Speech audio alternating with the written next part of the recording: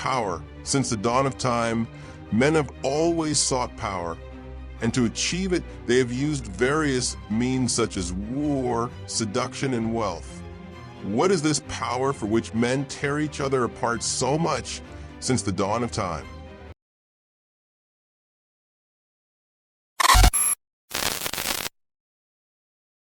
A quick research on what power is on the internet gives us this.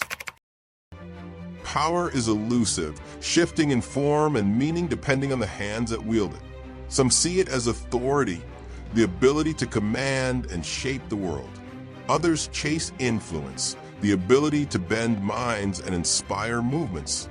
Power can lie in wealth, in charm, in knowledge, in fear. And yet, for all its allure, it is fleeting. Those who grasp it rarely hold on to it forever.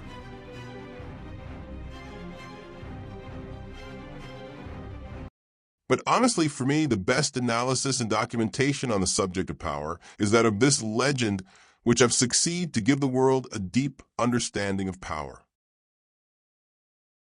For those who don't know him, his name is Robert Greene.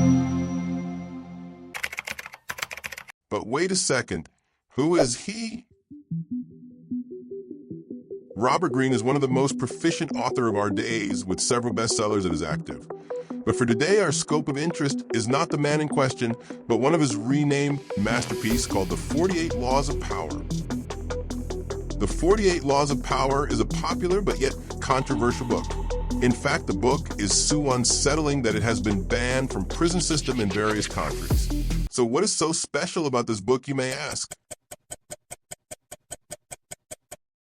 All is in its name, power. Robert Greene writes, power is essentially immoral, and one of the most important skills to acquire is the ability to see circumstances rather than good or evil. Power is a game. This cannot be repeated too often, and in games you do not judge your opponents by their intentions, but by the effect of their actions. You measure their strategy and their power by what you can see and feel. The book is divided into 48 laws. Each of these laws explain in details how to hold an upper hand in our various day-to-day interaction and turn each of them to our advantage in the long run. It seems too good to be true, but I'm talking out of experience. In this video, we analyze in details the first law of this book, which is probably the most popular of them all. The first law states, never outshine the master. What was that really means? To keep it short, you should always make those above you feel comfortably superior and never by any means make them feel envious about you, either by your talents or appearance. Make them appear more smart, more capable, and more righteous than they are, and you will attain the heights of power. I know some of you guys are asking yourself, why the hell should I do that? Here's why.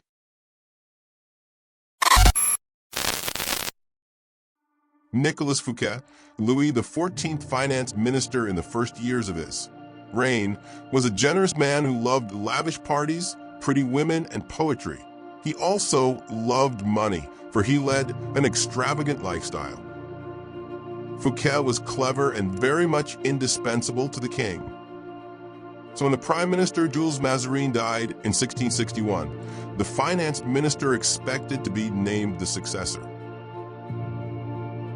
Instead, the king decided to abolish the position. This and other signs made Fouquet suspect that he was falling out of favor, and so he decided to ingratiate himself with the king by staging the most spectacular party the world had ever seen. The party's ostensible purpose would be to commemorate the completion of Fouquet's Chateau Vaux-le-Vicomte, but its real function was to pay tribute to the king, the guest of honor, the most brilliant nobility of Europe, and some of the greatest minds of the time. La Fontaine, La Rochefoucauld, and Madame de Sévigné attended the party.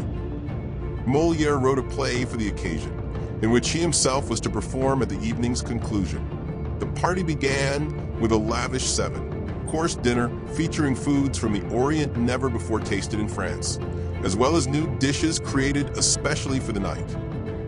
The meal was accompanied with music commissioned by Fouquet to honor the king.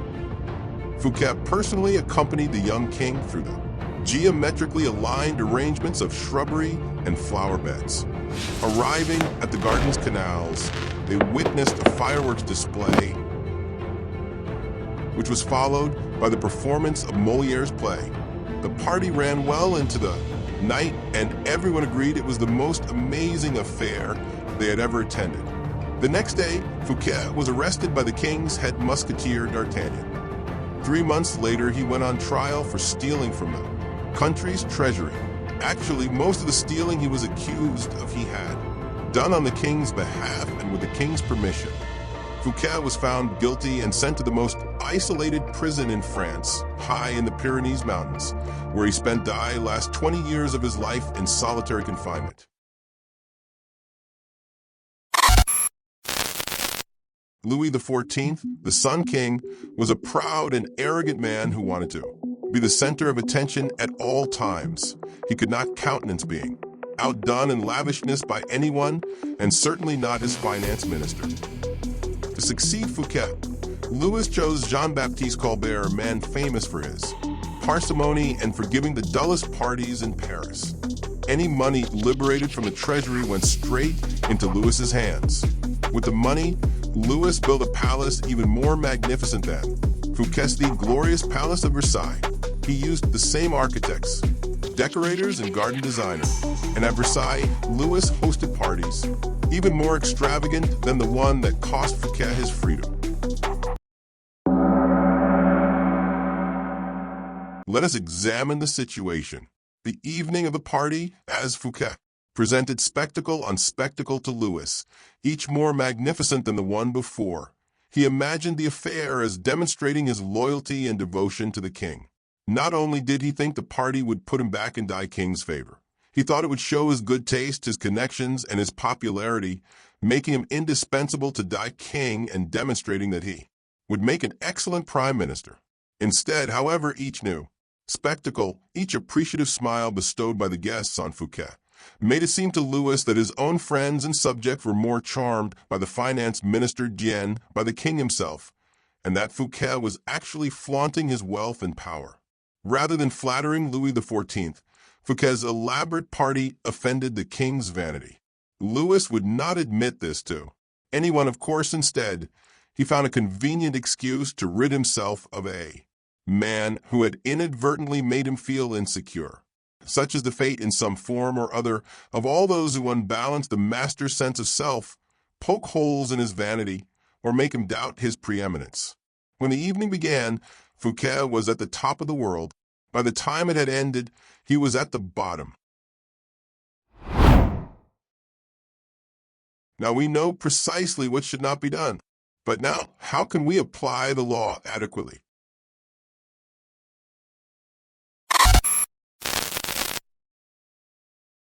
One of the best demonstrations of the law is that of the great inventor Galileo. Galileo found himself in a precarious position. He depended on the generosity of great rulers to support his research. And so, like all Renaissance scientists, he would sometimes make gifts of his inventions and discoveries to the leading patrons of the time. Once, for instance, he presented a military compass he had invented for the Duke of Gonzaga. Then he dedicated a book explaining the use of the compass to the Medicis. Both rulers were grateful, and through them Galileo was able to find more students to teach. Problem, no matter how great the discovery, however, his patrons usually paid him with gifts, not cash. This made for a life of constant insecurity and dependence. There must be an easier way, he thought. Galileo asked himself, what could I do? Galileo hit on a new strategy in 1610 when he discovered the moons of Jupiter.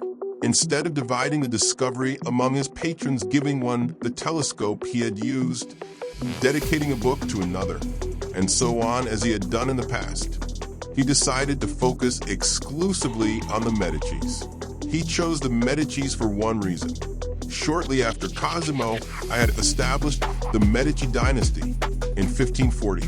He had made Jupiter the mightiest of the gods, the Medici symbol, a symbol of a power that went beyond politics and banking.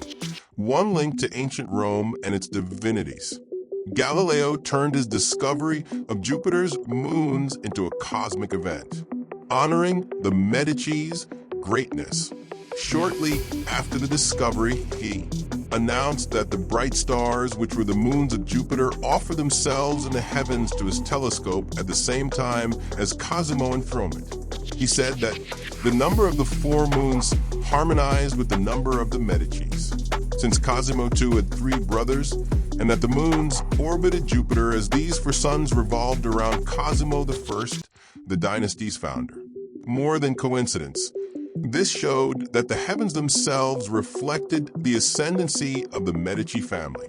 After he dedicated the discovery to the Medicis, Galileo commissioned an emblem representing Jupiter sitting on a cloud with the four stars circling about him, and presented this to Cosimo II as a symbol of his link to the stars.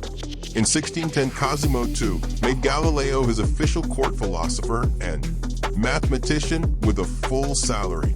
For a scientist, this was the coup of a lifetime. The days of begging for patronage were over.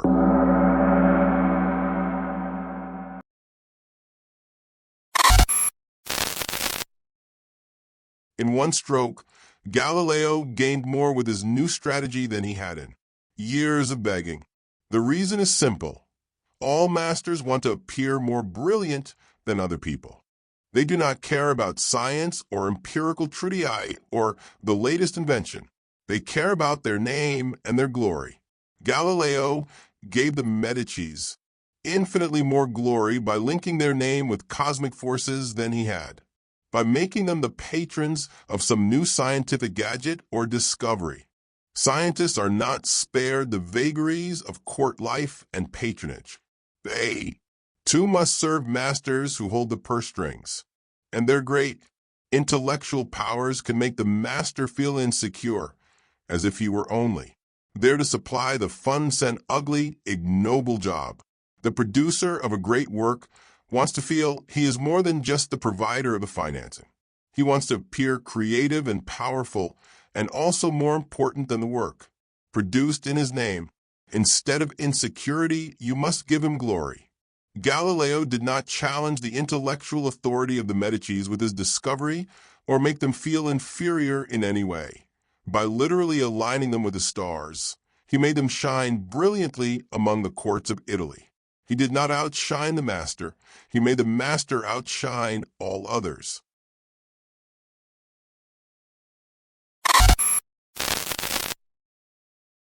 Do not fool yourself into thinking that life has changed much since the days of Louis XIV and the Medicis. Those who attain high standing in life are like kings and queens.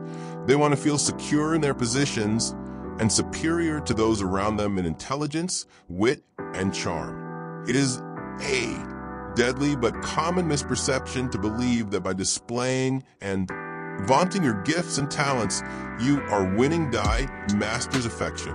He may feign appreciation, but at his first opportunity, he will replace you with someone less intelligent, less attractive, less threatening. Just as Louis XI replaced the sparkling Fouquet with the bland Colbert.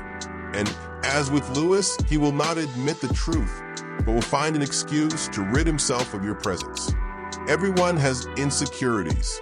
When you show yourself in the world and display your talents, you naturally stir up all kinds of resentment, envy, and other manifestations of insecurity.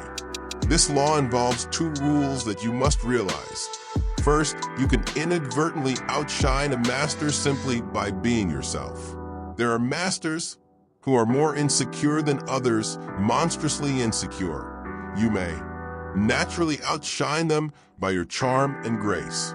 Second, never imagine that because the master loves you, you can do anything you want. Entire books could be written about favorites who fell out of favor by taking their status for granted, for daring to outshine. Finally, avoid outshining the master. All superiority is odious, but the superiority of a subject over his prince is not only stupid, it is fatal. Please, if you enjoyed the video, please like and subscribe. It will be greatly appreciated, and don't forget the notification button to be updated over future videos.